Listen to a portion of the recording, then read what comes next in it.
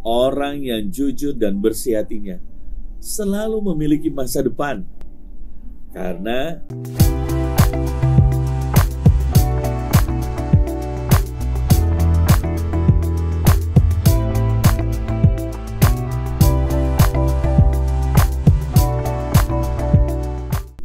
diam dan tersenyum. Di dalam hidup ini, kita harus memaknai bahwa tidak selalu yang kita hadapi itu adalah sesuatu yang enak. Mudah untuk menghadapi ketika kita diberkati. Tapi bagaimana ketika kita menghadapi celaan dari orang? Apa sih respon kita? Ketika kita menghadapi ejekan dari orang, bagaimana kita harus bereaksi? Menarik sekali hari ini saudara, kita lihat bersama-sama ya. Mazmur pasal 39 ayat yang ke-9. Lepaskanlah aku dari segala pelanggaranku. Jangan jadikan aku cela orang bebal. Ketika engkau menghadapi tantangan, ada banyak celaan yang mungkin saudara hadapi. Orang-orang akan berbicara, mengejekmu. Satu hal yang harus kita pelajari adalah bersabar. Bersabarlah ketika menghadapi celaan orang. Bersabarlah ketika engkau menghadapi tantangan. Karena tidak mungkin keburukan tidak diperhitungkan, dan ganjaran dari kesabaran adalah buah yang baik. Sesuatu saat pasti engkau akan menikmati buah itu. Oleh sebab itu, bersabar adalah salah satu cara atau bukti engkau percaya kepada Tuhan. Amsal 27 ayat yang ke-5, lebih baik teguran yang nyata-nyata daripada kasih yang tersembunyi. Nah, di dalam hidup kita, jadilah orang yang memiliki kebijaksanaan untuk memilih celaan yang berguna. Maksudnya, tanggapi celaan itu sebagai sesuatu yang engkau bisa dapatkan makna yang baik dari itu. Ambil sisi yang baik. Padahal orang sedang mencelamu. Anda bisa mengerti maksud saya ya? Karena tergantung sudut pandang kita melihat. Tapi kalau engkau bisa menjadi bijaksana dan engkau melihat celaan ini sebagai sesuatu yang berguna bagimu, maka hal yang luar biasa terjadi. Engkau di dalam hidupmu akan semakin bijaksana. Ada orang yang suka mendengarkan pujian, padahal pujian itu belum tentu adalah pujian yang tulus. Tidak semua pujian tulus, saudara. Ada juga pujian yang menipu. Itulah sebabnya jangan a priori terhadap celaan, tapi jangan juga terbuai dengan pujian.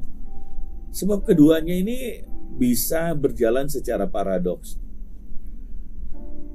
Sikapi kedua hal ini dengan baik dan maknai, ambillah secara bijaksana. Di dalam berteman, kita pun harus belajar akan hal ini. Amsal 27 ayat yang ke-6 menuliskan, seorang kawan memukul dengan bermaksud baik, tetapi seorang lawan mencium secara berlimpah-limpah. Kalau kita hanya ingin mendengar yang baik-baik saja, kadang-kadang justru lawan memakai cara itu agar supaya kita menjadi tertarik kepada dia. Tapi seorang sahabat, seorang kawan sejati, pada saat Anda terpuruk, Anda melakukan kesalahan, dialah yang menolongmu. Dialah yang juga menegurmu ketika engkau hampir jatuh. Dia ingin engkau baik, engkau berhasil. Dan kadang-kadang Teguran itu adalah hal yang baik, saudara. Kita harus memaknai akan hal itu. Teman dan lawan itu memang kadang-kadang kita nggak bisa membedakannya. Ada kalanya dia mendukung kita, tapi ada kalanya dia justru menusuk kita dari belakang. Sulit untuk dibedakan yang mana teman, yang mana lawan. Gereja Tuhan haruslah menggambarkan kasih yang sesungguhnya. Tidak boleh mengikuti cara dunia. Kalau engkau membantu seseorang, jangan bulus, tapi tulus, saudara. Lakukan bagianmu sebagai pelayan Tuhan, sebagai hamba Tuhan. Lakukan dengan tulus, jangan motivasinya karena uang, karena memanfaatkan orang. Orang sudah, pengusaha itu sudah sulit, tapi dia terbebani lagi dengan permintaan-permintaan yang macam-macam. Jangan, saudara. Tolonglah mereka dengan tulus, dampingilah mereka tanpa motivasi apa-apa. Kalau tahu mereka melupakan engkau setelah berhasil, tidak apa-apa. Karena tujuan kita bukan uang, bukan balas budi, tapi tujuan kita adalah jiwa-jiwa menolong mereka supaya mereka bisa bangkit dan mereka bisa berhasil. Karena tidak jarang orang terkamiri hatinya, dan saya banyak kali mendengar orang berkata, dulu dia tidak berhasil, saya mendampingi dia, saya mendoakan dia, sekarang dia berhasil, dia menjadi sombong, dia melupakan saya. Padahal, saudara, mungkin itu kacamatamu sendiri, kacamata dia tidak seperti itu.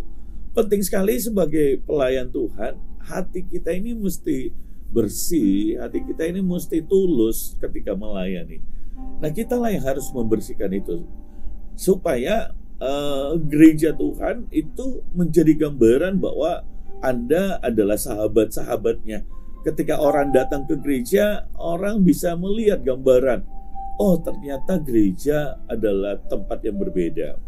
Orang-orang itu benar-benar tulus untuk menolong, tulus ketika melayani. Tidak ada yang saling memanfaatkan satu dengan yang lain, saudara.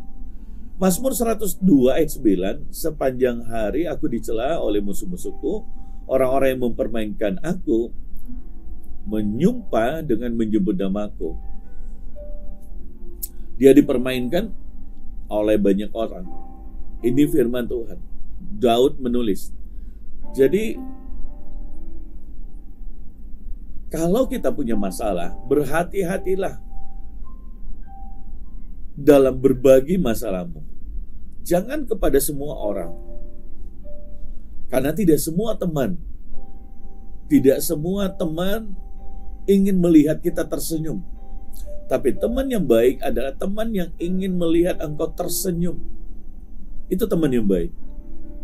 Bisa jadi mereka justru musuh yang ingin membuat engkau jatuh, atau istilahnya musuh dalam selimut. Lebih baik dipukul oleh seorang musuh daripada dicium oleh seorang teman.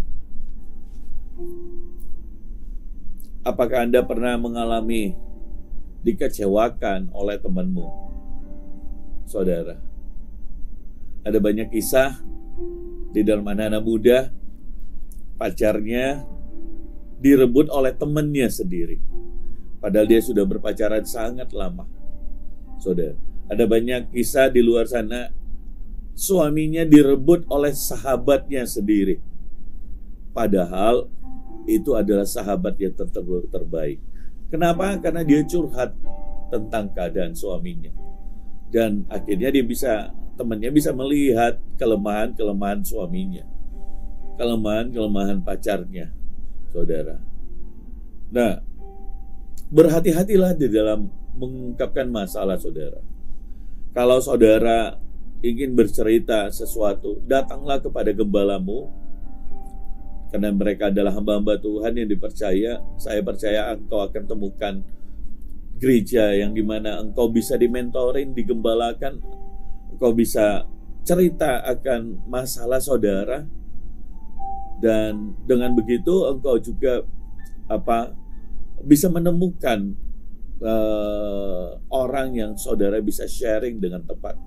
nasihat yang tepat. Nah, mari lihat Mazmur 34 ayat 18-19. Apabila orang-orang benar itu berseru-seru, maka Tuhan mendengarnya. Jadi yang paling penting adalah ketika saudara menghadapi masalah dalam hidup, datang pada Tuhan, bukan pada manusia lebih dulu. Berserulah pada Tuhan. Dengan saudara ngomong kepada Tuhan sebagai sahabat sejati saudara, maka engkau akan plong. Engkau akan merasakan, engkau akan temukan sebuah jawaban. Maka Tuhan mendengar dan melepaskan mereka dari segala kesesakannya. Tuhan itu dekat kepada orang-orang yang patah hati, dan Ia menyelamatkan orang-orang yang remuk jiwanya. Tuhan mendengar dan Tuhan dekat kepada saudara yang sedang dalam pergumulan. Menjadi benar dan jujur mungkin tidak membuat kita mendapat banyak teman, tetapi akan selalu mendapat teman yang sebenarnya. Lebih baik direndahkan karena kejujuran dan kebenaran daripada dibanggakan karena kebohongan. Jadilah teman sejati. Jadilah sahabat sejati. Jadilah gereja, tempat di mana orang-orang itu nyaman dan merasakan mendapatkan sahabat. Yeremia 9 ayat 4, baiklah setiap orang berjaga-jaga terhadap temannya, dan janganlah percaya kepada saudara manapun, sebab setiap saudara adalah penipu ulung, dan setiap teman berjalan kian kemari sebagai pemfitnah. Hati-hati di dalam memilih teman. Tidak semua orang yang datang dapat Anda bawa masuk ke dalam hidupmu. Engkau harus memilih. Tidak ada seorang pun memaksa engkau untuk dia masuk dalam hidupmu. Tapi engkau harus mengujinya, engkau harus memilihnya, dan engkau harus memiliki kebijaksanaan dalam hal ini. Pilihlah, ujilah, dan perhatikanlah baik siapa yang engkau bawa masuk. Karena itu akan mempengaruhi hidupmu, saudara. Jangan suka sembarang menceritakan masalah kita kepada orang lain, kepada seseorang.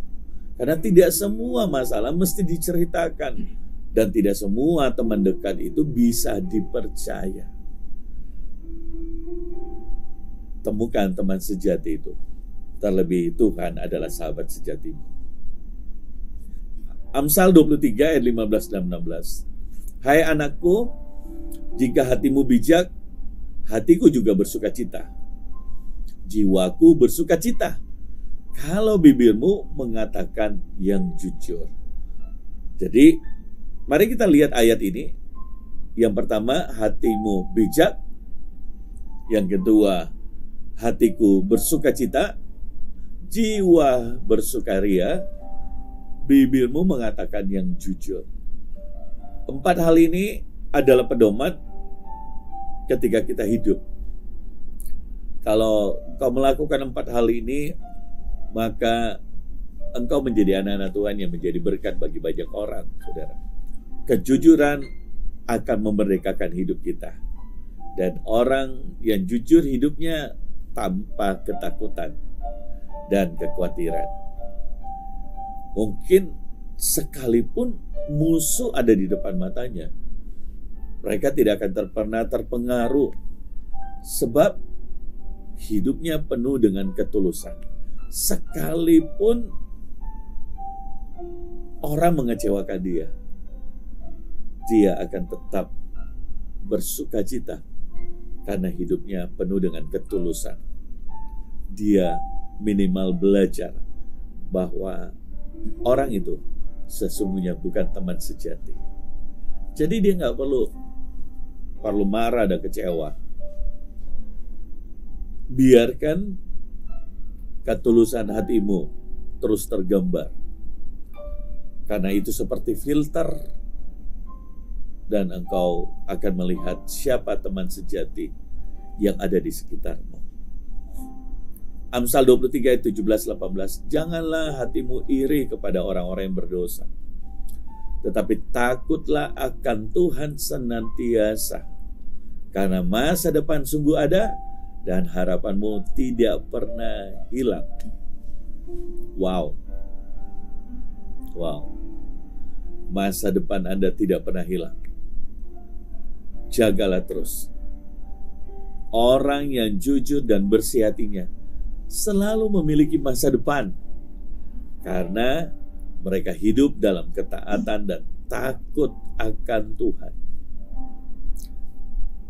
Diam dan tersenyum, tanda engkau percaya kepada Tuhan. Bersihkan terus hatimu. Jujurlah, engkau memiliki masa depan yang gilang gemilang. Yesus adalah jawaban.